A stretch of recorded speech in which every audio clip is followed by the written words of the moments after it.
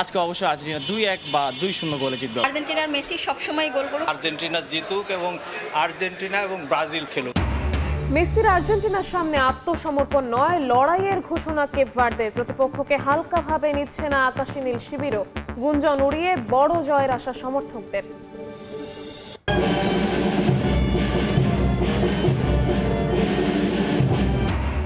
Ayatollah খামেনিকে শেষ বিদায় জানাচ্ছে ইরান। শ্রদ্ধা জানাতে তেহরানে বিভিন্ন দেশের প্রতিনিধি। শনিবার জানাজা, 6 দিনের আনুষ্ঠানিকতা শেষে 9 জুলাই দাফন।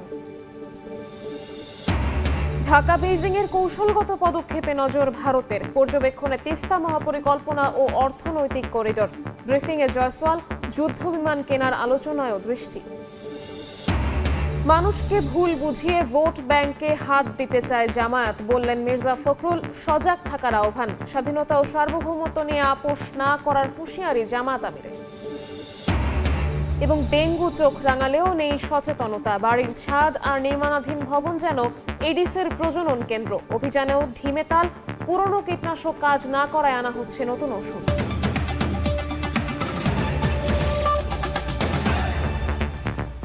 প্রবাসের সময়ের সঙ্গে আছি আমি শবনব নিবিড়। নকআউট পর্বে মুখোমুখি হতে যাচ্ছে আর্জেন্টিনা ও কেপ ভার্দে। হারলেই বিদায় এমন সমীকরণের ম্যাচে মাঠের লড়াইয়ের পাশাপাশি আলোচনা চলছে সামাজিক যোগাযোগ মাধ্যমে আর্জেন্টিনা দলের নানা গুঞ্জন নিয়েও।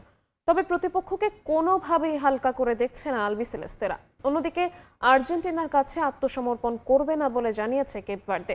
মায়ামি স্টেডিয়ামে ম্যাচ শুরু হবে বাংলাদেশ সময় ভোর 4টায়। মায়ামি থেকে সাজিদ মুস্তাহিজের রিপোর্ট। গ্রুপ পর্বে শতভাগ জয় নকআউটে পা রেখেছে আর্জেন্টিনা। এবার তাদের সামনে এই বিশ্বকাপের চমক কেপ ভার্দে। টানা জয় পেলেও সমালোচনাও কম হচ্ছে না আর্জেন্টিনা দলকে নিয়ে। ফিফা বাড়তি সুবিধা দিচ্ছে মেসির দলকে, চলছে এমন আলোচনা। তবে সোশ্যাল মিডিয়ার ট্রল কিংবা গুঞ্জন কোনো কিছুই স্পর্শ করছে না আর্জেন্টিনা দলকে। আমি সামাজিক যোগাযোগ মাধ্যম দেখি না, আর আপনি যদি এটা না দেখেন তাহলে চারদিকে কি হচ্ছে তা জানবেনও না। আজকাল যে কেউ যা খুশি পোস্ট করতে পারে, এসবকে কোনো গুরুত্ব দেওয়ারই প্রয়োজন দেখছি না। স্রেফ এগুলোকে উপেক্ষা করি। আর্জেন্টিনা দলের সব পরিকল্পনার কেন্দ্রবিন্দুতে বরাবরের মতো একজনই, লিওনেল মেসি। ফরওয়ার্ডদের গোল খরা নিয়ে সমালোচনা থাকলেও কোচ আস্থা রাখছেন এলএম10-এর ওপরই। কেপ ভার্দে ভাগ্যের জোরে এখানে আসেনি। সৌদি আরবের বিপক্ষে ওদের জেতা উচিত ছিল। ওদের রক্ষণভাগ দারুণ, কাউন্টার অ্যাটাকে ওরা খুবই কার্যকর। আমরা ওদের সর্বোচ্চ সম্মান জানিয়ে মাঠে নামবো। কেপ ভার্দের বিপক্ষে পুরো ফিট স্কোয়াড পাচ্ছেন স্কালোনি। নিয়মিত একাদশে ফিরবেন মেসি। তবে মায়ামির তীব্র গরম আর আর্দ্র আবহাওয়া কিছুটা অস্বস্তির কারণ হতে পারে আর্জেন্টিনার জন্য। দল ভালো অবস্থানে আছে। নকআউটের মঞ্চে এখন আর ভুল করার কোনো সুযোগ নেই। তবে আমরা দারুণ ফর্মে থেকেই মাঠে নামছি। এই ম্যাচটিও মোটেও সহজ হবে না। অন্যদিকে কেপ ভার্দে চায় নতুন ইতিহাস লিখতে। ধর্ষণ কাণ্ডে দলের অধিনায়ককে নিয়ে তুমুল সমালোচনা হলেও আপাতত মাঠেই পূর্ণ মনোযোগ দলটার। কেপ ভার্দের বিপক্ষে আর্জেন্টিনার গুরুত্বপূর্ণ ম্যাচ, যে ম্যাচে পা হরকালেই শেষ হয়ে যাবে বিশ্বকাপ জয়ের স্বপ্ন। তাই আর্জেন্টিনা দল কোনো ভুল করতে চায় না কেপ ভার্দের বিপক্ষে ম্যাচে। লিওনেল মেসি দারুণ খেলছেন, পুরো দল আত্মবিশ্বাসী। সবার প্রত্যাশা কেপ ভার্দের বিপক্ষে প্রত্যাশিত জয় নিয়ে রাউন্ড অফ 16-এ পা রাখবে আর্জেন্টিনা ফুটবল দল। মায়ামি থেকে সাজিদ মুস্তাহিদ, সময় সংবাদ। চমক দেখানো কেপ ভার্দের বিপক্ষে সহজ জয়ের অপেক্ষায় বাংলাদেশের আর্জেন্টিনা সমর্থকরা। আসরে স্পেন উরুগুয়েকে লো ব্লকে আটকে দিলেও দলে মেসি থাকায় নির্ভার তারা। শেষ 16 নয়, দল নিয়ে আত্মবিশ্বাসের তুঙ্গে থাকায় ভাবছেন সেমিফাইনাল নিয়ে। রাউন্ড অফ 32 ম্যাচে রাতে মাঠে নামছে ডিফেন্ডিং চ্যাম্পিয়ন আর্জেন্টিনা। ইতোমধ্যেই নকআউট পর্বে জার্মানি, নেদারল্যান্ডস বাদ পড়ে জন্ম দিয়েছে অঘটনের। আটকে যাবে না তো আলবিসেলেস্তেরা? প্রশ্নটা আসছে কেপ ভার্দের লো ব্লক কৌশলের কারণে। তবে বর্তমান চ্যাম্পিয়নদের সমর্থকেরা থোড়াই কেয়ার করেন এমন বাধার।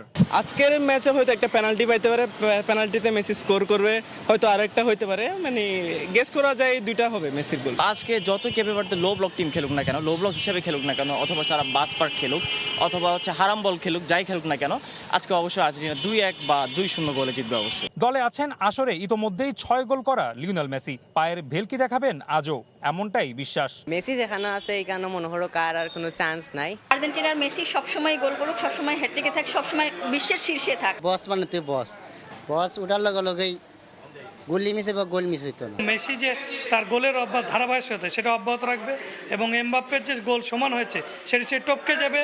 এদিকে মেসি ছাড়া দলটি অচল, এমন সমালোচনার জবাব জর্ডানের বিপক্ষে দিয়েছে দলটি। সঙ্গে নির্ভর করেছে সমর্থকদেরও। তাতে কেপ ভার্দে নিয়ে ভাবতেই নারাজ তারা। আর পরের 2 রাউন্ডেও সম্ভাব্য সহজ প্রতিপক্ষ হওয়ায় ভাবছেন সেমিফাইনাল নিয়ে। কেপ ভার্দে কিভাবে জিতবে, কোনোভাবেই সম্ভব না। মেসির কাছে তো ওরা কোনোভাবেই পারতে পারবে না। কেপ ভার্দে দেখা যাবে যে প্রথম দিকে স্কোর করবে, দেন তারা বেশি ডিফেন্সিভ খেলা ট্রাই করবে, তখনই তারা আর কি গোল খাবে।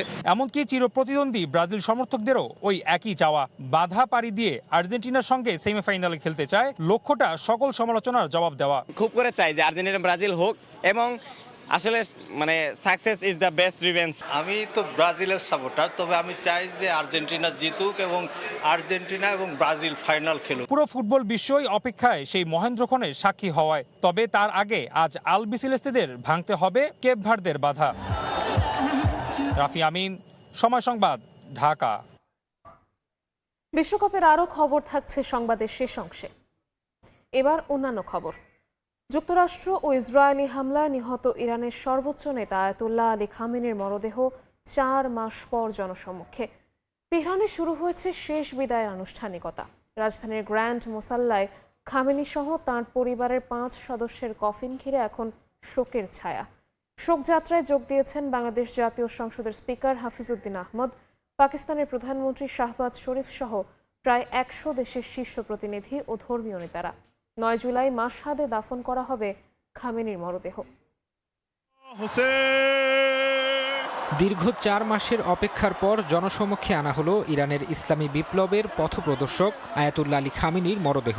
রাজধানী তেহরানের ইমাম খোমেনি গ্র্যান্ড মোসাল্লায় নিয়ে যাওয়া হয় জাতীয় পতাকায় মোড়ানো খামেনির কফিন। যুক্তরাষ্ট্র ও ইসরায়েলি হামলায় প্রাণ হারানো তার মেয়ে, জামাতা, পুত্রবধূ এবং মাত্র 14 মাস বয়সী নাতনির কফিনও রাখা হয় পাশাপাশি। ইতিহাসের অন্যতম বড় এই শোক যাত্রায় যোগ দেন পাকিস্তানের প্রধানমন্ত্রী শাহবাজ শরীফ। এছাড়া তাজিকিস্তানের প্রেসিডেন্ট, আর্মেনিয়ার প্রধানমন্ত্রী এবং জর্জিয়ার প্রেসিডেন্ট নিজ নিজ দেশের প্রতিনিধিত্ব করেন।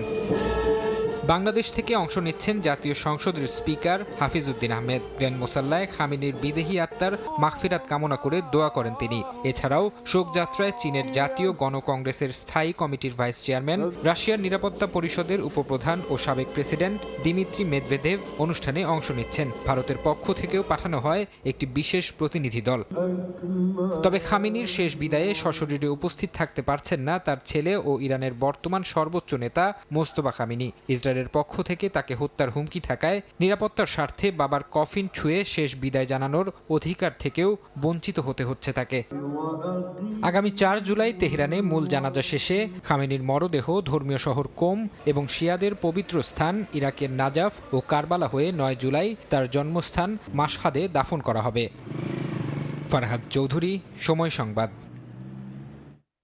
তিস্তা মহাপরিকল্পনা, অর্থনৈতিক করিডোর ও চীনা যুদ্ধবিমান কেনার আলোচনার দিকে তীক্ষ্ণ নজর রাখছে ভারত।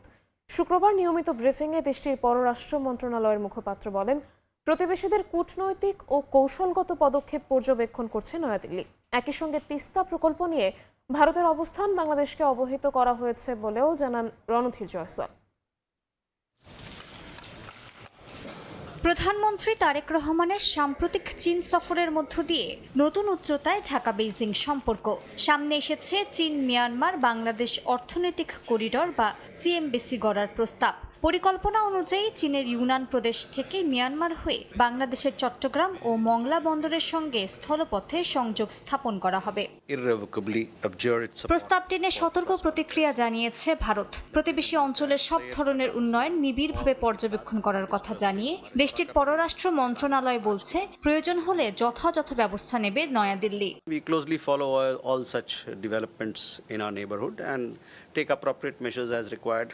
তিস্তা মহাপরিকল্পনা প্রসঙ্গে শুক্রবার ব্রিফিংয়ে ভারতের পররাষ্ট্র মন্ত্রণালয়ের মুখপাত্র রণধীর জয়সওয়াল জানান, প্রকল্পটির বিষয়ে দিল্লির দৃষ্টিভঙ্গি ঢাকাকে জানিয়ে দেওয়া হয়েছে। তবে কি সেই দৃষ্টিভঙ্গি তা খোলাসা করেননি তিনি। এছাড়া চীনা যুদ্ধবিমান কেনার আলোচনার দিকেও তীক্ষ্ণ নজর রাখছে মোদী সরকার। India's development assistance for projects in Bangladesh is based on a mutually agreed roadmap, which is regularly reviewed. Our views on the Tista River project have been previously conveyed to the Bangladesh side. We will factor all related developments in our overall approach to the Tista issue. ভারতীয় গণমাধ্যম the print জানিয়েছে, চীন Myanmar Bangladesh অর্থনৈতিক corridor বাস্তবায়িত হলে চীনের সামরিক ও কৌশলগত উপস্থিতি ভারত মহাসাগর উপকূল পর্যন্ত বিস্তারের সুযোগ তৈরি হতে পারে বলে শঙ্কা নয়াদিল্লির। মাদিহা সুহরওয়ার্দী, সময় সংবাদ। মিয়ানমারের রাখাইনে আরাকান আর্মির অবস্থান লক্ষ্য করে বিমান হামলা চালাচ্ছে জান্তা বাহিনী। যুদ্ধবিমান থেকে ওপারে বোমা ও গোলাবর্ষণের শব্দে কেঁপে উঠছে টেকনাফ ও উখিয়ার সীমান্ত এলাকা। এমন পরিস্থিতিতে অনুপ্রবেশের আশঙ্কায় নাফ নদী ও সীমান্তে টহল জোরদার করেছে বিজিবি ও কোস্টগার্ড। বিশেষজ্ঞদের মতে পরিস্থিতি উদ্বেগজনক হলেও অতীতের মতো বড় পরিসরে রোহিঙ্গা ঢলের আশঙ্কা আপাতত কম। বিস্তারিত জানাচ্ছেন সুজাউদ্দিন রুবেল। গত ১.৫ বছর ধরে বাংলাদেশের সীমান্ত ঘেঁষা মিয়ানমারের রাখাইনের মংডু ও ভুতিডং শহর আরাকান আর্মির নিয়ন্ত্রণে। মংডু ও আশপাশের এলাকার নিয়ন্ত্রণ নিতে বিমান হামলা শুরু করেছে জান্তা বাহিনী। হামলা মিয়ানমারের ভেতরে হলেও বিস্ফোরণের তীব্রতায় নাফ নদীর এপারের ঘরবাড়িও কেঁপে উঠছে, যা আতঙ্ক ছড়াচ্ছে সীমান্তের বাসিন্দাদের মধ্যে। প্রথমে ৫ থেকে ৭টা মতো মারছে বড় অস্ত্র, তারপর দেখা গেছে কি সরা বন্দুক মারছে, ওইখান থেকে যে লাইটের ফোকাস দেখা গেছে। ৭-৮টা মোটর শেলের শব্দ শুনতে পাই। টেকনাফে আবারও বাসা বাড়ি কেঁপে উঠছে, বিকট আওয়াজ আমরা নদীর এপারেও পাচ্ছি। ওপারে বিস্ফোরণ, গোলাবর্ষণে সীমান্তের বাসিন্দাদের মধ্যে উদ্বেগ তৈরি হলেও এপারের পরিস্থিতি স্বাভাবিক। তবে যে কোনো পরিস্থিতি মোকাবেলায় বিজিবি ও কোস্টগার্ড সর্বোচ্চ সতর্ক অবস্থানে। অতীতের সংঘাতের প্রভাবে বাংলাদেশকে আশ্রয় দিতে হয়েছে লাখ লাখ রোহিঙ্গাকে। তবে এবার তেমন বড় ধরনের ঢলের আশঙ্কা দেখছেন না অভিবাসন ও শরণার্থী বিশেষজ্ঞরা। তাদের মতে মিয়ানমারের জান্তা ও আরাকান আর্মির মধ্যে সংঘর্ষ সীমান্তে আরও কাছাকাছি চলে এলে পরিস্থিতির অবনতি ঘটতে পারে। যদি রোহিঙ্গারা এখানে আসার সম্ভাবনা থাকে, সেটার কারণে আগাম তথ্য নিশ্চয়ই সরকারের কাছে থাকতে পারে এবং বিশেষ করে আমাদের যে গোয়েন্দা সংস্থা এবং নিরাপত্তা বাহিনীরা আছে, সেটার একটা আগাম প্রস্তুতি। কিন্তু সেখানে খুব বেশি মানুষ আসবে বলে আমাদের মনে হয় না। প্রশাসনের দাবি, রোহিঙ্গা অনুপ্রবেশ ঠেকাতে সীমান্তে বিজিবি ও কোস্টগার্ড নজরদারি বাড়িয়েছে। পাশাপাশি আতঙ্কিত না হতে সীমান্তবাসীকেও আশ্বস্ত করা হয়েছে। সীমান্তরক্ষী বাহিনী, বিজিবি এবং আমাদের যে কোস্টে থাকে কোস্টগার্ড, ওরা সতর্ক অবস্থানে ছিল কোনো রকম যেন রোহিঙ্গা অনুপ্রবেশ না ঘটে। বর্তমান পরিস্থিতি বিবেচনায় বর্ডার গার্ড বাংলাদেশ সীমান্তে সর্বদা সতর্ক অবস্থানে আছে। মিয়ানমারের অভ্যন্তরীণ সংঘাতে শুধু কক্সবাজারের টেকনাফ ও উখিয়া নয়, বান্দরবনের নাইক্ষ্যংছড়ি সীমান্তেও নজরদারি জোরদার করেছে বিজিবি। সুজাউদ্দিন রুবেল, সময় সংবাদ, কক্সবাজার। জামায়াতে ইসলামী কোনো গণতান্ত্রিক দল নয় বলে মন্তব্য করেছেন স্থানীয় সরকার মন্ত্রী ও বিএনপি মহাসচিব মির্জা ফখরুল ইসলাম আলমগীর। বলেন, মানুষকে ভুল বুঝিয়ে ভোট ব্যাংকে হাত দিতে চায় দলটি। অন্যদিকে চক্রান্ত করে কৃত্রিমভাবে ধর্মীয় বিভাজন তৈরি করা গেলেও দেশের মানুষকে বিভক্ত করা সম্ভব নয় বলে মন্তব্য করেছেন প্রধানমন্ত্রীর রাজনৈতিক উপদেষ্টা ও বিএনপির সিনিয়র যুগ্ম মহাসচিব রুহুল কবির রিজভী। শুক্রবার বিকেলে ঠাকুরগাঁও জেলা বিএনপির কার্যালয়ে দলের বর্ধিত সভায় যোগ দেন স্থানীয় সরকার মন্ত্রী ও বিএনপির মহাসচিব মির্জা ফখরুল ইসলাম আলমগীর। নেতাকর্মীদের উদ্দেশ্যে বিএনপি মহাসচিব বলেন, ফ্যাসিস্ট আওয়ামী লীগ সরকারকে আন্দোলনের মাধ্যমে সরানো হয়েছে। তবে এখন আবার এমন একটি শক্তি সামনে এসেছে যারা ১৯৭১ সালে দেশের স্বাধীনতায় বিশ্বাস করেনি। সেই দলটি আজ মানুষকে ভুল বুঝিয়ে ভোট ব্যাংকে হাত দিতে চলেছে। জামায়াতে ইসলাম, আমি এর আগেও বলেছিলাম, এরা কিন্তু গণতান্ত্রিক দল নয়, এরা হচ্ছে একটা রেজিমেন্টেড পলিটিক্যাল পার্টি। মানুষকে ভুল বুঝিয়ে, বিশেষ করে আমাদের ধর্মপ্রাণ মহিলাদেরকে ভুল বুঝিয়ে তারা কিন্তু ভোট ব্যাংকে হাত দিতে চলেছে, হাত দিয়েছে। এদিকে শহীদ রাষ্ট্রপতি জিয়াউর রহমানের ৪৫তম শাহাদাত বার্ষিকী উপলক্ষে ঢাকেশ্বরী জাতীয় মন্দিরে আয়োজিত আলোচনা সভায় অংশ নেন প্রধানমন্ত্রীর রাজনৈতিক উপদেষ্টা ও বিএনপির সিনিয়র যুগ্ম মহাসচিব রুহুল কবির রিজভী। এ সময় তিনি বলেন, চক্রান্তের মাধ্যমে ধর্মীয় বিভাজন তৈরির চেষ্টা হলেও বাংলাদেশের মানুষকে বিভক্ত করা যাবে না। এই ভূখণ্ডের অস্তিত্ব এবং স্বাধীনতা, এই ভূখণ্ডের অর্থনৈতিক বিকাশ, সমস্ত কিছুর জন্য একসাথে লড়াই করা এই জাতি কখনো কোনো জাতীয় এবং আন্তর্জাতিক বা বৈদেশিক চক্রান্তে এই সম্পর্ককে বিনষ্ট করতে আগেও পারেনি, এখনো পারবে না। রুহুল কবির রিজভী বলেন, বর্তমানে দেশের মানুষ নির্বিঘ্নে ও স্বাধীনভাবে মত প্রকাশ করতে পারছে, যা গত অনেক বছর সম্ভব হয়নি। সরকার জনগণের দুর্ভোগ লাঘবে কাজ করে যাচ্ছে বলেও জানান তিনি। মিরন আহমেদ, সময় সংবাদ। দেশের স্বাধীনতা ও সার্বভৌমত্ব নিয়ে কোনো আপোষ নয় বলে মন্তব্য করেছেন বিরোধী দলীয় নেতা ও জামায়াত আমির ডক্টর শফিকুর রহমান। সাংগঠনিক সফরের অংশ হিসেবে নেত্রকোনা সার্কিট হাউসে সাংবাদিকদের সঙ্গে মতবিনিময় সভায় তিনি আরও বলেন, দেশের ১ ইঞ্চি জায়গা ছাড় দেয়া হবে না। স্বাধীনতা ও সার্বভৌমত্ব রক্ষায় সাধারণ মানুষ বিজিবির পাশে থাকবে। এ সময় মাদক নিয়ন্ত্রণ বিল প্রসঙ্গে জামায়াতি আমির বলেন, নিয়ন্ত্রণ নয়, মাদককে নির্মূল করতে হবে। দেশ আমাদের যেহেতু সবার, ১ ইঞ্চি জায়গা কেন একটা বালুর উপরে কাউকে পা রাখতে দেব না ইনশাআল্লাহ। এই জায়গায় আমাদের বিজিবির পাশাপাশি আমরা সবাই বিজিবি হয়ে আমরা ওখানে দাঁড়ায় যাব। এদেশ আমার দেশ, আমাকে আমার দেশ রক্ষা করতে হবে। এর স্বাধীনতা সার্বভৌমত্বের ব্যাপারে কোনো কম্প্রোমাইজ নেই। ইরান থেকে যমজ 2 ভাই শেখেন সীসা ব্যবসা। দেশে ফিরে কখনো আন্তর্জাতিক কুরিয়ার, আবার কখনো বাহকের মাধ্যমে আনতেন সীসা, পরে অনলাইনে বিক্রি করতেন তারা। ক্রেতা সেজে 2 ভাই সহ 3 জনকে গ্রেফতার করেছে মাদকদ্রব্য নিয়ন্ত্রণ অধিদপ্তর। রাজধানীর বাড্ডা ও বসুন্ধরায় অভিযান চালিয়ে 66 কেজি সীসা জব্দ করা হয়েছে।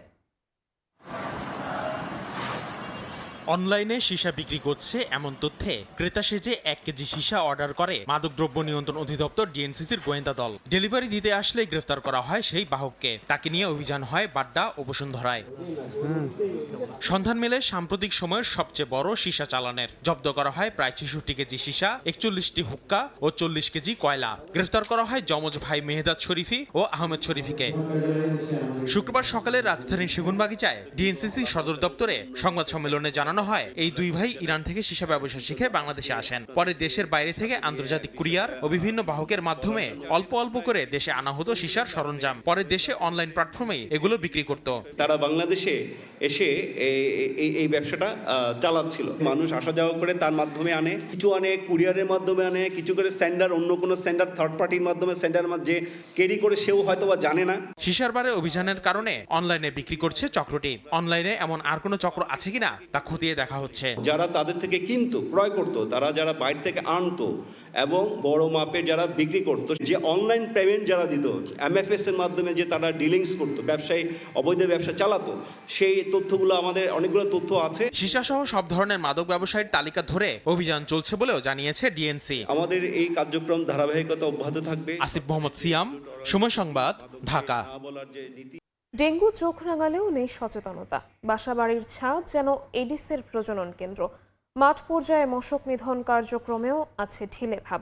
এডিস নিধনে ওষুধের মান নিয়ে প্রশ্ন ঢাকার 2 সিটির বাসিন্দাদের।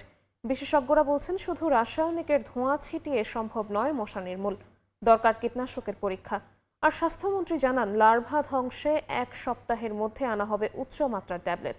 খলিলুর রহমান ও জাকারিয়া জয়ের ছবিতে মনির হোসাইনের রিপোর্ট।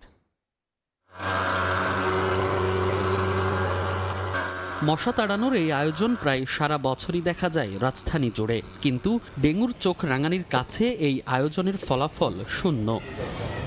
মৌসুমের শুরু থেকেই ডেঙ্গু আক্রান্ত রোগীর সংখ্যা যেমন বাড়তে থাকে, ঝরে প্রাণও।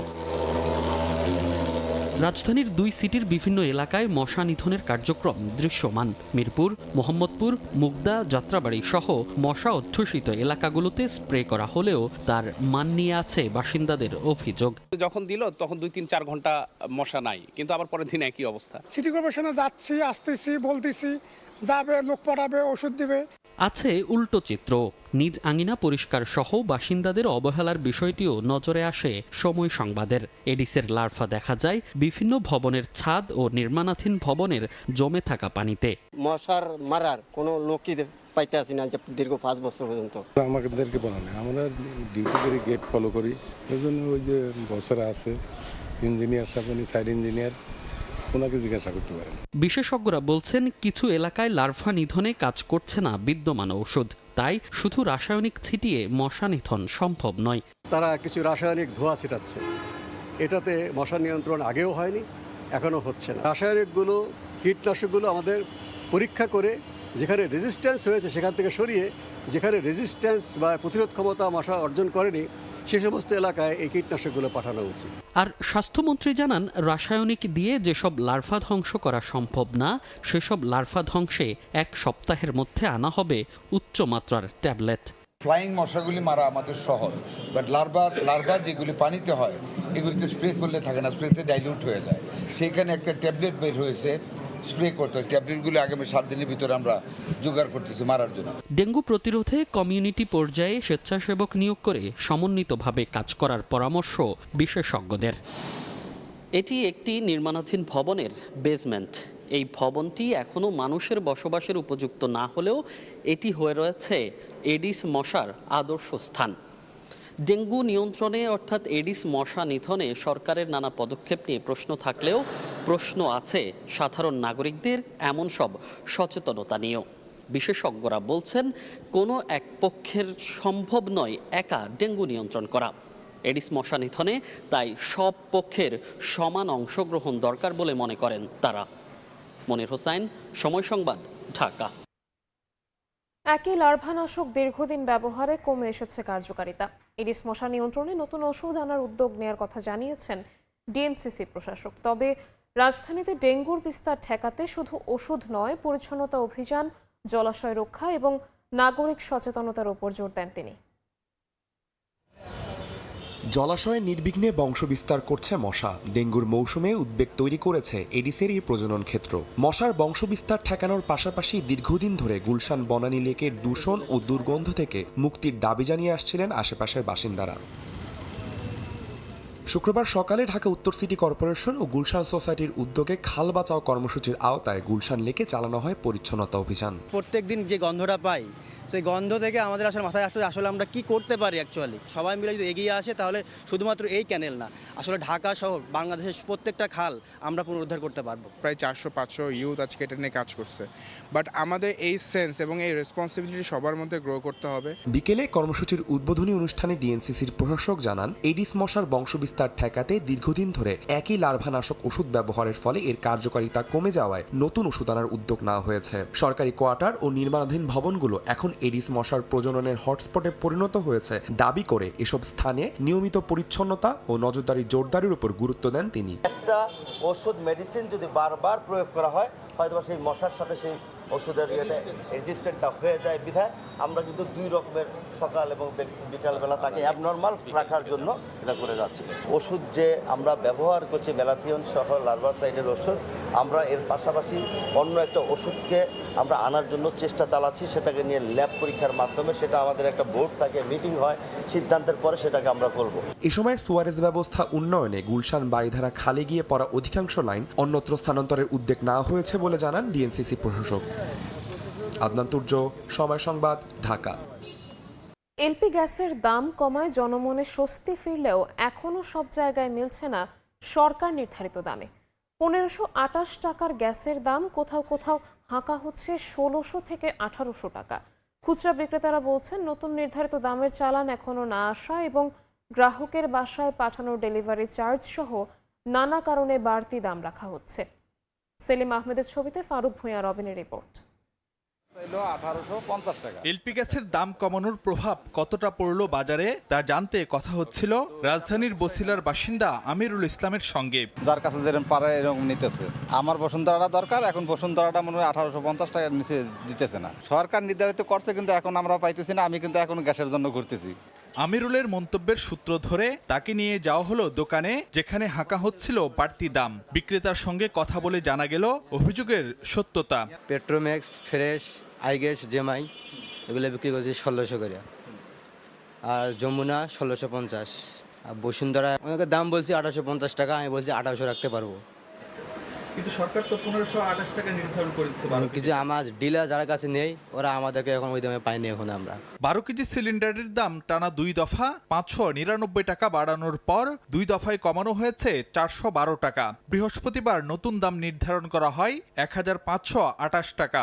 এতে গ্রাহকরা কিছুটা স্বস্তির কথা চিন্তা করলেও অভিযোগও কম নয়।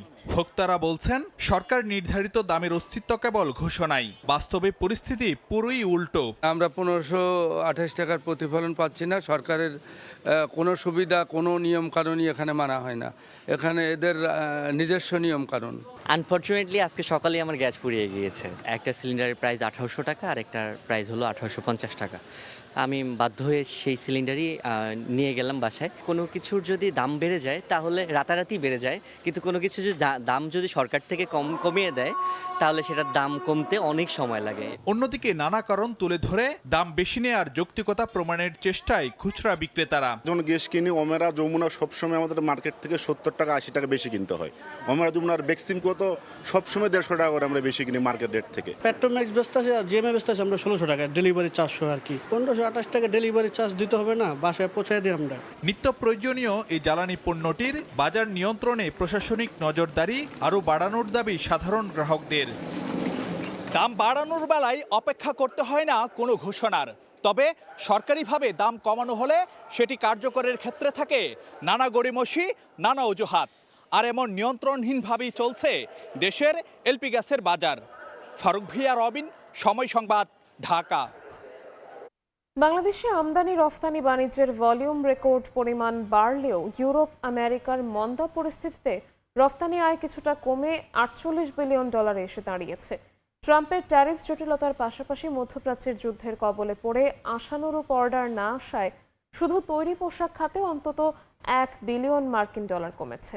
অবশ্য জুনে গার্মেন্টসের $3.38 বিলিয়ন সহ মোট $4.2 বিলিয়ন আয়ের মাধ্যমে মাসিক আয়ে আগের সব রেকর্ড ছাড়িয়ে গেছে। সাখাওয়াত টিপুর ক্যামেরায় বিস্তারিত জানাচ্ছেন কমল দে। লক্ষ্যমাত্রার চেয়ে অন্তত $7 বিলিয়ন পিছিয়ে থেকে 2025-26 অর্থ বছর শেষ করা বাংলাদেশের রপ্তানি আয় হয়েছে $48 বিলিয়ন। অবশ্য বিগত 2024-25 অর্থ বছরে এই আয় ছিল $48.28 বিলিয়ন। ফেব্রুয়ারি মাসে মধ্যপ্রাচ্যে ইরানের সঙ্গে ইসরায়েল ও মার্কিন যুক্তরাষ্ট্রে চলমান যুদ্ধের কারণে বিশ্বজুড়ে যে মন্দা পরিস্থিতি সৃষ্টি হয়েছে, বাংলাদেশে কোনোভাবে তার থেকে বাদ যাচ্ছে না। বিশ্ব পরিস্থিতির কারণে অর্থনৈতিকভাবে যে একটা মন্দাভাব চলছে, সেই মন্দাভাবের প্রভাবে আমাদের রপ্তানি কমেছে এবং আমাদের গার্মেন্টসের রপ্তানি কমেছে। সার্বিকভাবে রপ্তানি যেটা ছিল বাংলাদেশে সেটা কমে গেছে। রপ্তানি উন্নয়ন ব্যুরোর তথ্য অনুযায়ী চামড়া ও চামড়াজাত পণ্য থেকে 7% প্রবৃদ্ধিতে $1.23 বিলিয়ন, পাট ও পাটজাত পণ্য থেকে 7.75 প্রবৃদ্ধিতে $883 মিলিয়ন আয় করেছে। একই সঙ্গে রপ্তানি আয় বেড়েছে হোম টেক্সটাইল, ইঞ্জিনিয়ারিং প্রোডাক্ট ও কৃষিজাত পণ্যে। প্রত্যেকটা স্টেক হোল্ডারের সাথে আমরা বসছি, মিটিং করতেছি, কিভাবে করে আমরা গ্রোথটা ধরে রাখবো এটা নিয়ে কাজ করতেছি। 24.67 প্রবৃদ্ধি নিয়ে $3.96 বিলিয়ন রপ্তানি আয়ের মাধ্যমে 2025-26 অর্থ বছর শুরু করেছিল বাংলাদেশের তৈরি পোশাক খাত। কিন্তু আগস্ট মাসে এসে মার্কিন যুক্তরাষ্ট্রের ট্রাম্প প্রশাসন ট্যারিফ বাড়িয়ে দিলে বিপর্যয়ের কবলে পড়ে গার্মেন্টস শিল্প। শুধুমাত্র ইউরোপ না, আমেরিকা না, সমস্ত পৃথিবীর সমস্ত জায়গায় কিন্তু আপনার ক্রাইসিস চলছে। এদিকে রপ্তানি আয় কিছুটা কমলো, আমদানি রপ্তানি বাণিজ্যের ভলিউম বাড়িয়েছে বাংলাদেশ।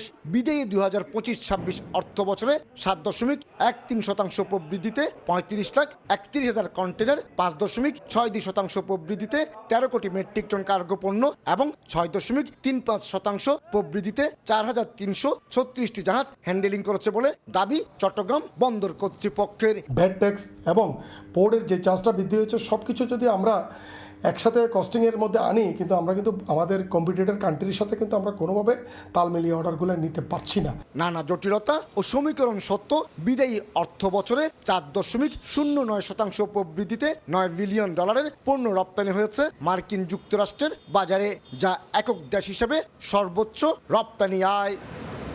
কমল দে, সময় সংবাদ, চট্টগ্রাম। আলোকিত সমাজ ও দক্ষ মানব সম্পদ তৈরিতে বৈষম্যহীন শিক্ষা প্রতিষ্ঠান গড়ে তুলতে বর্তমান সরকার কাজ করছে জানিয়েছেন চট্টগ্রাম 10 আসনের সংসদ সদস্য সাইদ আল নোমান। শুক্রবার বিকেলে চট্টগ্রামের একটি হোটেলে ইস্ট ডেল্টা ইন্টারন্যাশনাল স্কুলের গ্র্যাজুয়েশন ও কালচারাল নাইট অনুষ্ঠানে প্রধান অতিথির বক্তব্যে তিনি কথা বলেন। মঞ্চে নান্দনিক নানা সাংস্কৃতিক পরিবেশনা দিয়ে দর্শকদের মন জয় করে নিল সবে শিক্ষা জীবন শুরু করা ক্ষুদে শিক্ষার্থীরা। শুক্রবার বিকেলে চট্টগ্রাম নগরের একটি হোটেলে গ্র্যাজুয়েশন ও কালচারাল নাইট অনুষ্ঠানে অংশ নেয় তারা। এতে প্রধান অতিথি ছিলেন চট্টগ্রাম 10 আসনের সংসদ সদস্য ও স্কুলের প্রতিষ্ঠাতা সাইদ আল নোমান এবং বিশেষ অতিথি ছিলেন বিভাগীয় কমিশনার ডক্টর মোহাম্মদ জিয়াউদ্দিন। তথ্য প্রযুক্তি নির্ভর পাঠদান এবং শিক্ষাবান্ধব পরিবেশের কারণে আস্থা বাড়ছে বলে জানান অভিভাবকরা। And I'm very happy because the school is doing so well and it has such amazing facilities. The venue is also অনেক ভালো, তো ওভারঅল স্টার্ট অনেক ভালোই হচ্ছে। অতিথিরা তাদের বক্তব্যে বলেন, আধুনিক, অন্তর্ভুক্তিমূলক ও বৈষম্যহীন শিক্ষা ব্যবস্থা গড়ে তুলে দক্ষ মানব সম্পদ তৈরিতে সরকার কাজ করছে। ছোট ছোট শিশু প্রত্যেকেই পিকাসো, প্রত্যেকেই আসলে আইনস্টাইন হতে পারে। কেননা আমার এবং প্রান্তিক পর্যায়ের অর্থাৎ যে এই মুহূর্তে লেবার দিয়ে তার জীবিকা নির্বাহ করে, রাস্তায় কাজ করছে, দোকানে কাজ করছে, তার সন্তানের সাথে আমার সন্তানের পার্থক্যটা কোথায়? এই প্ল্যাটফর্ম দেওয়ার মধ্যে। তার সন্তান প্ল্যাটফর্ম পাচ্ছে না, আমাদের কারো প্রিভিলেজড যে ফ্যামিলি সোসাইটি তাদের সন্তানেরা সেই প্ল্যাটফর্ম পাচ্ছে। এই পার্থক্যটা দূরীভূত করতে হবে। আমরা অনেকেই স্বপ্ন দেখি, কিন্তু সেই স্বপ্নটা আসলে সত্যিকারভাবে কি হয়ে উঠে সেটা আমি এই স্কুলটাকে দেখে এবং এই ইস্ট ডেল্টা ইউনিভার্সিটিকে দেখে বুঝতে পারলাম যে কখনো কখনো ড্রিমস কামস ট্রু। আমাদের ভবিষ্যৎ যারা নেতৃত্ব, আজকে আমাদের সন্তান যারা এই স্কুলের ছাত্র, তারা জানতে পারবে আসলে আমাদেরকে কোথায় গিয়ে পৌঁছাতে হবে। প্রকৃতি ও তথ্য প্রযুক্তির সমন্বয়ে সৃজনশীল, মানবিক ও বিশ্বমানের নাগরিক গড়ে তোলার লক্ষ্য নিয়ে 2024 সালে যাত্রা শুরু করে east delta international school. Ferdous লিপি, সময় সংবাদ, চট্টগ্রাম। তীব্র তাপপ্রবাহের কবলে ইউরোপের দেশ পর্তুগাল। এরই মধ্যে তাপমাত্রা ছাড়িয়েছে 40 ডিগ্রি সেলসিয়াস। দেশ জুড়ে জারি করা হয়েছে রেড অ্যালার্ট। লিসবন থেকে তারিকুল হাসান আশিকের রিপোর্ট। তাপপ্রবাহে বিপর্যস্ত পর্তুগালের জনজীবন। প্রচণ্ড গরমে বিপাকে পড়েছেন রাজধানী লিসবন বেড়াতে আসা পর্যটকেরাও। তাই প্রখর রোদে সঙ্গী ছাতা অথবা হ্যাট, তারপরও যেন রেহাই মিলছে না তাপমাত্রার পারদ থেকে। তাই তাপপ্রবাহে খানিকটা আরাম পেতে ভরসা হাত পাখা। এরই মাঝে দেশ জুড়ে সর্বোচ্চ সতর্কতা হিসেবে জারি করা হয়েছে রেড অ্যালার্ট। বাড়তি তাপমাত্রায় চরম ভোগান্তিতে বাইরে কাজ করা নানা শ্রেণী পেশার মানুষ। গরমে নাভিশ্বাস দেশটিতে বসবাসরত অভিবাসীদেরও। প্রচুর পরিমাণে গরম, বাইরে বের হওয়া যাচ্ছে না।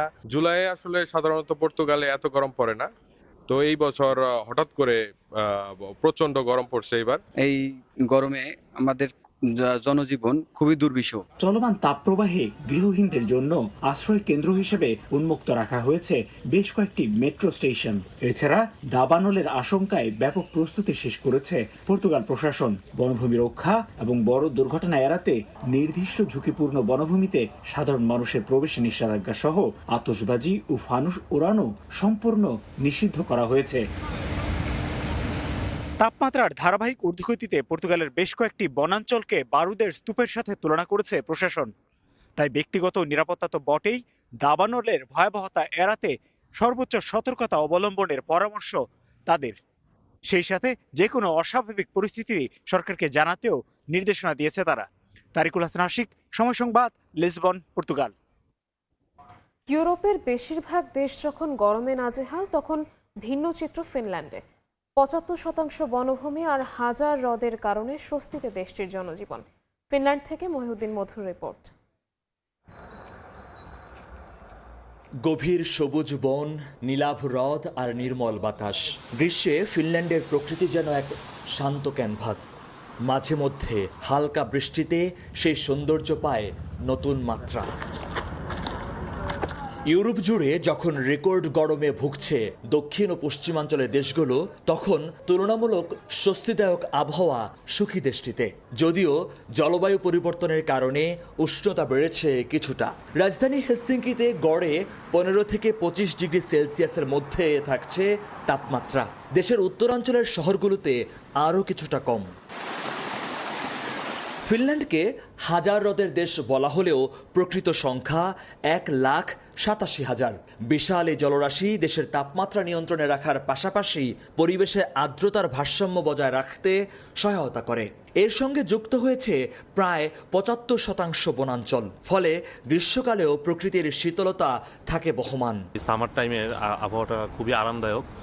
এটা 25 থেকে যদি 30 পর্যন্ত উঠে, কিন্তু আসলে ওইরকম একটা গরম অনুভূত হয় না।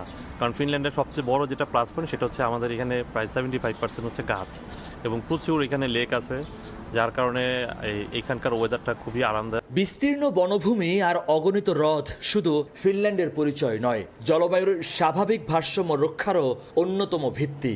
পরিবেশ সংরক্ষণে দীর্ঘমেয়াদী পরিকল্পনা যে একটি দেশের আবহাওয়ায় ইতিবাচক প্রভাব ফেলতে পারে তার বাস্তব উদাহরণ এটি। বাংলাদেশের মতো জলবায়ু পরিবর্তনের ঝুঁকিতে থাকা দেশের জন্য বিষয়টি হতে পারে উজ্জ্বল দৃষ্টান্ত। পপুলেশন অনুযায়ী গাছের সংখ্যাটা একদমই কম বাংলাদেশে। তো সেই ফিনল্যান্ডের সাথে যদি আপনি কম্পেয়ার করি বা আমরা যদি কম্পেয়ার করি, এখানে গাছটা অনেক বেশি। এরা নেচারের প্রতি এতটা যত্নশীল, আমরা বাংলাদেশে কখনোই নেচারের প্রতি যত্নশীল না। এটা আর একটা অন্যতম কারণ, যে কারণে বাংলাদেশে আমরা আসলে গরমটা অনেক বেশি, হিউমিডিটির পরিমাণটা অনেক বেশি। অনেকেই মনে করেন ফিনল্যান্ডের গ্রীষ্মকাল বসন্তেরই এক রূপান্তর। অনেক ইউরোপীয় দেশ যখন দাবদাহের মধ্যে, ফিনল্যান্ড তখন হয়ে ওঠে প্রশান্তির ঠিকানা। তবে এ কালের ব্যাপ্তি মাত্র 3 থেকে 4 মাস। একটা দেশে হ্রদের সংখ্যা 1,87,000-এর বেশি আর বনায়ন 75%। পুরো বিশ্বে যখন তীব্র তাপদাহ দেখা দিয়েছে, তখন ফিনল্যান্ডের নাগরিকরা স্বস্তিতে থাকবে, এটাই স্বাভাবিক। মহিউদ্দিন মধু, সময় সংবাদ, হেলসিঙ্কি, ফিনল্যান্ড। আবারও ফিফা বিশ্বকাপের খবর। আর্জেন্টিনা কেপ ভার্দে ম্যাচ নিয়ে বিস্তারিত জানাতে যুক্তরাষ্ট্রের মায়ামির হার্ড রক স্টেডিয়ামে আছেন সহকর্মী সাজিদ মুস্তাহিদ। সরাসরি যাচ্ছি তার কাছে। সাজিদ, মায়ামি গার্ডেন্স কিন্তু এখন আর্জেন্টিনার ফুটবল সমর্থকদের দখলে। ম্যাচ শুরু হতে আরও 2 ঘন্টার মতো বাকি রয়েছে, কিন্তু এর মধ্যে আমরা দেখেছি অজস্র আর্জেন্টিন সমর্থক কিন্তু স্টেডিয়ামে চলে এসেছেন এবং তারা দলের সমর্থন বিভিন্ন ধরনের গান করছেন, তারা গলা ফাটাচ্ছেন। কিছুক্ষণ পর আর্জেন্টিনার রাউন্ড অফ 32 গুরুত্বপূর্ণ ম্যাচ। তবে প্রতিপক্ষ কিন্তু কিছুটা হলেও সহজ, আমরা বলতে পারি যে প্রতিপক্ষ কেপ ভার্দে, এবার ওয়ার্ল্ড কাপে যাদের অভিষেক হয়েছে, এবং এই দলটার বিপক্ষে আর্জেন্টিনার খুব একটা জয় পেতে খুব একটা সমস্যা পাওয়ার কথা না। কিন্তু দলটা কেপ ভার্দে তারা গ্রুপ পর্বে কোনো ম্যাচ ছাড়েনি, এই কারণে কিন্তু আর্জেন্টিনাকে কিছুটা সতর্ক মাঠে নামতে হবে। আমি একটু এখানকার যে সমর্থক বা দর্শক সমর্থকরা আছেন তাদেরকে একটু দেখাতে চাইবে। এরই মধ্যে কিন্তু অনেকে এসেছেন, আপনারা দেখতে পাচ্ছেন অনেক সমর্থক এখানে চলে এসেছেন, তারা গান করছেন, অনেকে আসলে এসে অনেকে টিকিটও খুঁজছেন। আমরা দেখেছি আর্জেন্টিনা দলের টিকিট খুঁজছেন, আর্জেন্টিনা দলের ম্যাচ দেখার জন্য আসলে তারা টিকিট খুঁজছেন এবং বড় বড় পতাকা নিয়ে এসেছেন। তবে একটা শঙ্কা কিন্তু রয়েছে, এখন বেশ গরম এবং আবহাওয়া বেশ তপ্ত হলেও সন্ধ্যার দিকে যখন ম্যাচ শুরু হবে, এরপর কিন্তু বৃষ্টিপাতের একটা সম্ভাবনা রয়েছে এবং যদি বৃষ্টিপাত হয় এবং স্টেডিয়ামের 13 কিলোমিটার ব্যাসার্ধের মধ্যে যদি বজ্রপাত হয়, তবে কিন্তু খেলা বন্ধ রাখার একটা নিয়ম রয়েছে এবং এরপর যদি আবারও সেই বজ্রপাত হয়, আবারও নতুন করে 30 মিনিটের জন্য কিন্তু বন্ধ থাকবে খেলা। আমরা দেখতে পাচ্ছি আর্জেন্টিনার সমর্থকরা এখানে ভিড় করেছেন, তারা গান করছেন, কথা বলেন।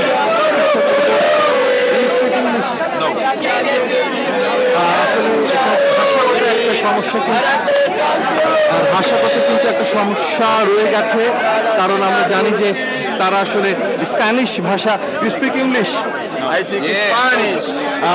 Do you think Argentina is going to win today? Messi, Argentina va a ganar hoy. Boca la concha de tu madre, loco. আসলে তারা স্প্যানিশ ভাষায় কথা বলছেন, যেটা আসলে হয়তো আমাদের বোধগম্য নয়, কিন্তু খেলার ভাষা কিন্তু একটাই, আমরা বলতে পারি যে তারা চাইছেন যে আর্জেন্টিনার জয় এবং আর্জেন্টিনা রাউন্ড অফ 16-এ প্রোগ্রেস করবে এখান থেকে। তাদের কিন্তু এটাই প্রত্যাশা। ম্যাচ শুরু হয়ে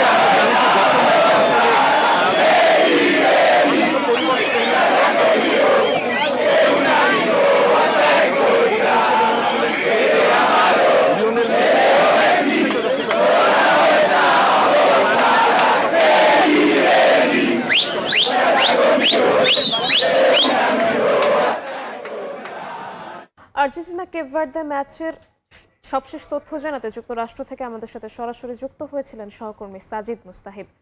রাউন্ড অফ 16 নিশ্চিতের লড়াইয়ে ঘানার বিপক্ষে মাঠে নামছে কলম্বিয়া।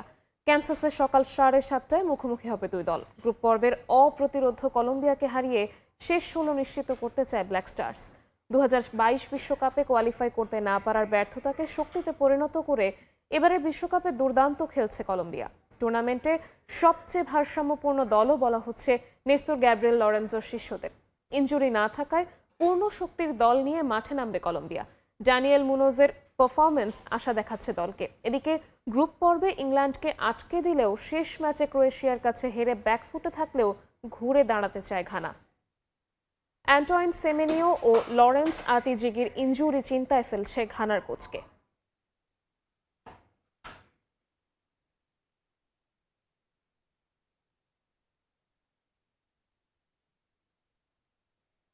এ পর্যায়ে শীর্ষ সংবাদগুলো জানিয়ে দিচ্ছি আরও একবার। আজকে অবশ্যই আর্জেন্টিনা 2-1 বা 2-0 গোলে জিতবে। আর্জেন্টিনার মেসি সবসময় গোল করুক। আর্জেন্টিনা জিতুক এবং আর্জেন্টিনা এবং ব্রাজিল খেলুক। মেসির আর্জেন্টিনার সামনে আত্মসমর্পণ নয়, লড়াইয়ের ঘোষণা কেপ ভার্দের। প্রতিপক্ষকে হালকাভাবে নিচ্ছে না আকাশী নীল শিবিরও। গুঞ্জন উড়িয়ে বড় জয়ের আশা সমর্থকদের।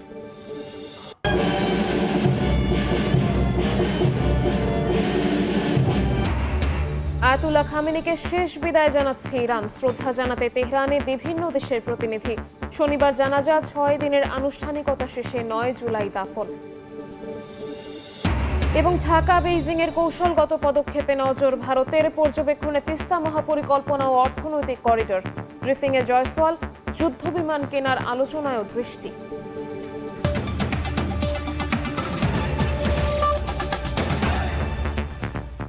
এই ছিল প্রবাসের সময়। দর্শক, বিশ্বকাপ ফুটবলের মহাযজ্ঞ সরাসরি সম্প্রচার করছে সময় টেলিভিশন। দেখতে চোখ রাখুন সময় পর্দায়, সঙ্গেই থাকুন সময়ের।